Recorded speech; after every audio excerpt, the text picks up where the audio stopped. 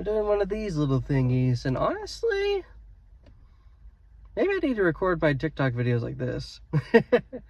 What's up, guys? It's your boy Chrysalis here, and I am going to be doing something a little different for day 7 of Paul Thomas Anderson week. And the reason I am recording in my car is because I'm about to do a double feature. I'm going to be catching Avatar: The Way of Water in 3D IMAX. So first time I'm wearing 3D glasses since I saw The Nightmare Before Christmas with my girlfriend last year. And after that, I'm going to be catching Anemone. So a very wide range of different kinds of movies.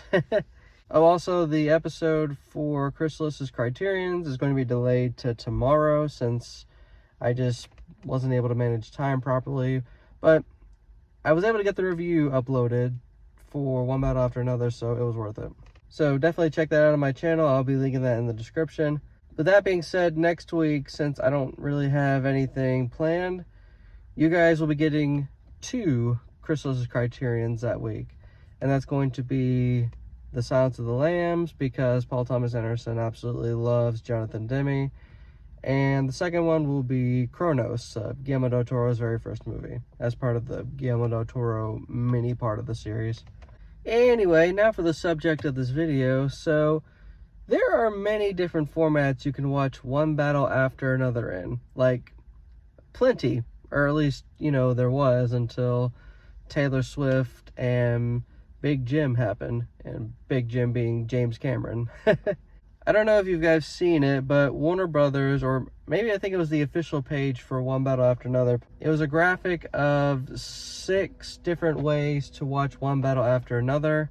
And those 6 formats were regular IMAX, Dolby Atmos, VistaVision, 4DX, 70mm IMAX, and just regular 70mm. A lot of people joke that because they couldn't market their movie to just normal people, they shifted to the people that actually go to the movies like every day. And that's definitely the demographic I more or less fall in.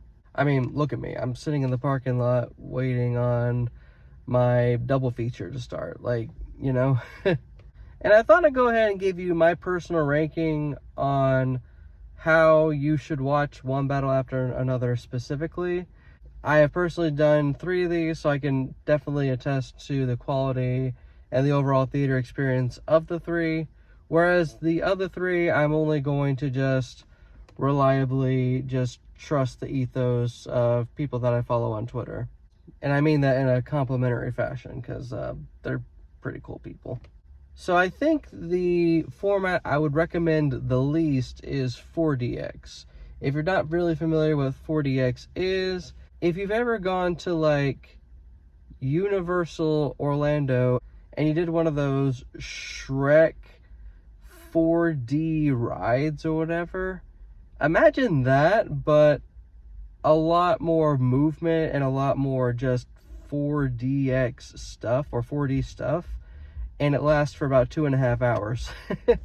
I don't really know anybody that's ever seen a movie in 4DX personally. I'm not sure if that's something I would ever do. But this is coming from the perspective of someone that just really values immersion. Like, I want to sit down and just be captured by the screen with very little distraction. And the idea of the seat moving around and there being like smoke and all this other shenanigans, that doesn't sound very appealing to me personally. And I don't see how it would appeal to like anybody, especially if you're watching a 2.5 hour long movie. The next one I would recommend second least, so this will be number 5, the 5th place one, would most likely be regular IMAX. I mean, it's reliable, it's good. I have the privilege of having a normal IMAX theater at my AMC that I normally go to. And it was cool, big screen, big sound. It's pretty standard and skim milk, and it's reliable in my opinion. Nothing too extraordinary or fantastic about it, but regardless. This is actually going to be tied in a way with Dolby. I think I think fourth and fifth place will be Dolby Atmos, in my opinion. Namely because if you're not nearby a theater that grants you an IMAX experience, but you are nearby one that has Dolby Atmos, then it's pretty interchangeable, more or less. At times more enjoyable because it's not quite as booming and loud as IMAX is. So yeah, that's my bottom three, or like the bottom half, really. And I say this as someone that has seen this movie both in regular IMAX and regular Dolby. I would imagine that IMAX 70mm is probably the best way to watch it, or maybe the second best way to watch it. I can't go myself, but just theory crafting what it's like with, say, an IMAX screen that I was, again, able to go to, couple that with just big 70mm IMAX film.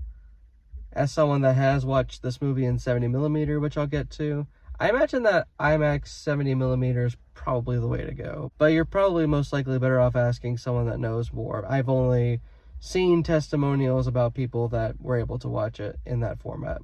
On that subject, I really enjoyed my 70mm viewing of One Battle After Another. I will say the only negative, which honestly isn't really that much of a negative, is human error in the part of just the projection of your screen. Because it's not like you just chunk the film onto like a projector and it just plays all on its own and everything. It's like multiple different rolls of film that you have to like splice as you go. And also it has to sync up with the sound as well. Like, for example, at my 70mm viewing, the sound did not play for the first minute or two. So things like that might just happen at your regular 70mm viewing. But holy God, the picture is so good looking. It's so crisp, it's so natural, and I just wholeheartedly recommend, if you can, go to a 70mm viewing of a movie. Especially if you can see it in 70mm IMAX. Like, holy shit. And the final one would be VistaVision. That's right, since this movie was filmed in VistaVision, you can actually watch it in VistaVision in 4 select theaters in the entire country. From what I understand, the picture for VistaVision is pretty fucking good, and it's definitely worth going. But I've also heard like some weird stories about how the film like caught on fire or something, and like it burned out and ended up being like unwatchable or something. So you got that to keep in mind. But apart from that, I haven't really heard anything negative about people that were able to watch the movie in VistaVision. So maybe what I heard was just exaggeration. But that's going to go in the middle, in my opinions, considering that I have heard like more mixed opinions about VistaVision than I've heard like great opinions about it. But also those could have just been anomalies. But I also just, again, don't know enough about the VistaVision formats to be able to say. So sorry if that's not super informative on my part, but it's my video. I'll do the ranking how I want. So yeah, as a recap, from best way to watch the movie, from the worst way to watch the movie, it goes 70mm IMAX, 70mm film, VistaVision. Again, Dolby and regular IMAX are probably tied depending on what kind of IMAX theater you're working with and everything. And then on the bottom is 4DX. Like, why would you do that to yourself? Anyhow, that's about it. This was a pretty short video. It was short, sweet, simple to the point. And yeah, I'll catch y'all in the next video. What formats have you watched One Battle After Another in? Were you able to catch it in VistaVision? Let me know your experience in particular in the comments. And while you're there, go ahead and hit like and subscribe as well. But yeah, did you catch it in VistaVision? Did you catch it in 70mm IMAX?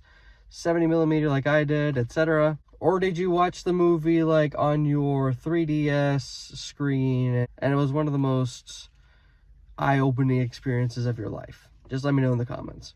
Anyway, yeah, that's about it. Thank you for watching this video, and I hope to catch you in the next one. It's your boy Chrysalis here, signing off.